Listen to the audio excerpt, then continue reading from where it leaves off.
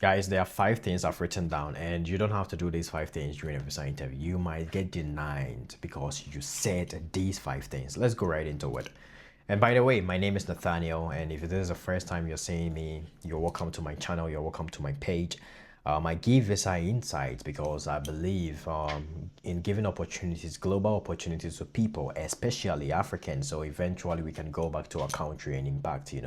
So, we are going to go right into the video. 5 things you shouldn't say during your visa interview. Number one, you shouldn't ask for an interpreter if your visa interview is F1. Okay, so when you go for your visa interview, there is a point where you can ask for an interpreter. An interpreter is someone who will translate your native language into English for the visa officer to understand. So, for example, you can't speak English well and you go to the interview. So, you can ask for somebody who can interpret what you say into English for the visa officer to understand. So, you can speak your local language for the interpreter to translate it into English so that the visa officer can understand, right? If if you go there as a student, don't ask for an interpreter because before a school will admit you, the school has to make sure that you can speak English. So on your I-20, you can see at the point that student is proficient in English. It means that they know that you can speak English. So as a student, when you go there, don't ask for someone to interpret it for you. Try and speak English. That is my personal recommendation because it can't be that you're going to, for example, the US to study. I'm talking about the US. You're going to the US to study and you go to the interview and you ask for an interpreter. Meanwhile, when you come here, the professors are going to speak English to you. So number one, as a student, don't ask for an interpreter. Okay. Number two, don't sound uncertain. Like, I don't know where I'm going to come back. For example, when they ask you, how long are you going to stay in the US for a B1, B2 visa interview, you don't have to say, I don't know, I think you're not sure and you're going for a visa interview. No, don't do that. Always be sure before you go for your visa interview. Okay, be sure of the time you're going to go, the date you're going to go to the US, the date you're going to return. If it's a 2 week vacation, you have to know that, oh, I'm going from the 20th of August and I'll return on the 30th of August. Know the exact time. Don't sound uncertain. As a student visa interview or as a student when you're going for your visa interview, and they ask you, what are your plans after graduation? Don't say, I think I'm going to stay there. I think, I believe. No. You just have to say, after graduation, my plan is to go back to my home country, Kenya, okay, and take up a job related to my major, or I'm going back to Kenya to build my own software company or software agency with the funds or something. So always try and sound certain. Let them know that you have a plan. Okay, you have a plan to navigate your way through.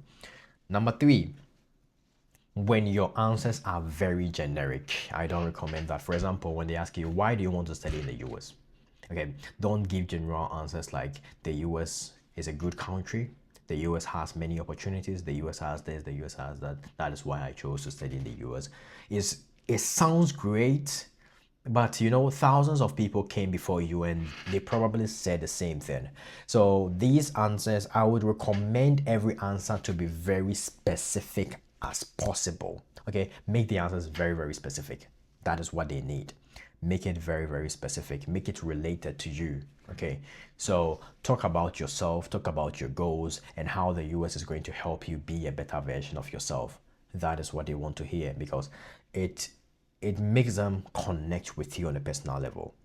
Before your interview, before you stand in front of the visa officer, all the visa officer knows about you is the letter you filled on your DS-160 and your I-20 he's holding and the picture on your passport. He doesn't know anything about you and your name. So that is an opportunity for you to tell them your goals, your dreams, your aspirations, and how you're going to impact the world with what is inside you. Okay, so don't sound uncertain. Make sure you are very specific. I'm going to the US, or for the past 5 years, I've been building my own AI project. I love that because that is great. So you say, for the past 5 years, I've been building my own AI company. So I've decided to go to the US, study cybersecurity and AI, and also research under professor. You mentioned the name of the professor because he's researching in the development of AI, or he is doing prompt engineering. So I will learn under this professor and eventually come back to my country and help, and build my own AI agency or train people in AI, because there is not much AI expertise in Ghana. So I'm going to train people, young people, and encourage AI usage in Ghana or something. So that the visa officer knows that this person has a clear goal, this person has a clear plan, so I can help him to impact the world in AI, especially in his country, by giving him a visa. So always be specific, know something you want to pitch to the visa officer. That is number 3. Don't sound uncertain. I think, I believe. Don't give general answers. And if you're a student, don't ask for an interpreter. These are the first 3 I want to tell you. Number 4, for finances, okay, don't say you're going to figure it out. Always know who is going to sponsor you. For example, your dad is going to sponsor you. Okay, that is great. Always know your sponsor and how he's going to sponsor you. So they can ask you this question: who is going to sponsor you? Who is your sponsor? So you can say, my dad is going to sponsor me. Okay, he's been taking care of me for the more. He's your dad, so you don't have to say that. But you say your dad is going to sponsor me. You mention how he's going to sponsor you, so it adds this credibility. Oh, your father can do this. So he has his own hospitals. He owns 3 hospitals, and he's also into real estate, and he makes an annual income of $300,000. So when the visa officer hears this, he makes $300,000 and your fees is around $25,000. So it means that your dad is capable of funding your education. There are some people whose parents are not going to sponsor them. For example, your uncle or your sister's husband is going to sponsor you. This is very foul. So it will raise some suspicions that, why is your sister's husband going to sponsor you? Even me, as who is not a visa officer, I'm going to ask that question. Why is your sister's husband going to sponsor your education? So you have to add more credibility to that person. Maybe your father lost his job for the past 10 years and your sister's husband stepped in. He took care of you during your high school years, your undergrad years, and he has decided, he has set some money aside to take care of you during your master's program. That is okay, that is reasonable. Okay, so since he has that track history of taking care of you, this time he can take care of you. Okay, so the finances, and sometimes they can ask you this question: what if your sponsor stops sponsoring you? Don't say I'm going to figure it out or something. No, never say that. I'm going to figure it out. I'm going to do that. No. Always have a clear plan. If you say I'm going to figure it out, I wrote here that it shows financial instability and public charge risk. Okay, so it shows that you are not financially stable. Okay, what if so how are you going to pay? So don't say that I'm going to figure it out and something. Don't say that. That's point number 4, right? Point number 5, never say you work in the US.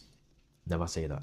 So, okay, say, how are you going to get funds if you don't say you're going to work in the US? No. Nope, no. Don't say that. Working in the US is illegal as a student, okay? So, never ever say that I'm going to work in the US is illegal. If it's not an OPT or CPT or any other internship and you're not working on campus, it's illegal to do that. So don't say you're going to work or we are going to work after graduation. Never say these things. So let me summarize everything I've said so far. During your interview, just be confident. Make sure your answers are very specific to you, related to your dream, related to what you've been doing, your background, your future goals, your future aspirations, how the US is going to help you. Great answers over there. And number 2, also, don't sound uncertain. I think I'm going to do this. Sound like plan. Get a plan. B1, B2, get a plan. I'm going to go to the US on this day. I'm going to return on that day. F1 students visa. Okay. After school in 4 years, I'm going to return to my home country to work on this. Get a plan before you go. Number 3, don't ask for an interpreter for an F1 visa interview. That is my personal recommendation. I don't recommend that because you're a student. You can have you should be able to speak one or two. You should be able to express yourself in English, not big words but little words. Even if you know how to speak big words, I don't recommend you use big words because you don't normally use big words in your daily conversation, so I don't recommend that. Okay, so don't ask for an interpreter during a visa interview. And also, what again, don't say you're going to work in the US. Don't say that. Okay, and don't say you're going to figure it out when you have a sponsor and the person is not part of your immediate family. He's a distant acquaintance. Let them know how he's going to sponsor you. Why did he come in right now to sponsor you? Let the person know. If a company is going to sponsor you, that is great. Okay, what did you do, or what did you do for the company to notice you, for the company to decide to sponsor you? Know that. Okay, you don't have to add that to your basic answer, but know that when they ask you, you say, oh, okay, it's because of my academics. They saw my academic achievement and I applied for their scholarship and the company decided to sponsor me. You get it? So here's what I want to tell you. You've got this. Okay, I know many and most of my audience are Africans and people from I think India and Bangladesh. You have done difficult things already in your life. Many of us used to struggle already. We used to do very, very difficult things. So standing in front of a visa officer for 3 to 5 or to 7 minutes just to tell them about what you've done before and just to tell them about your career goals, who is going to sponsor you, is something you can do. Don't be scared. Don't be nervous. You've got this. Do what to subscribe. I'll meet you tomorrow, God willing. Have a wonderful day. The name is Nathaniel Jatton. I'll see you very soon. All the best in your visa interview. You've got this, okay? May the Lord help you and may you get approved. You've got this.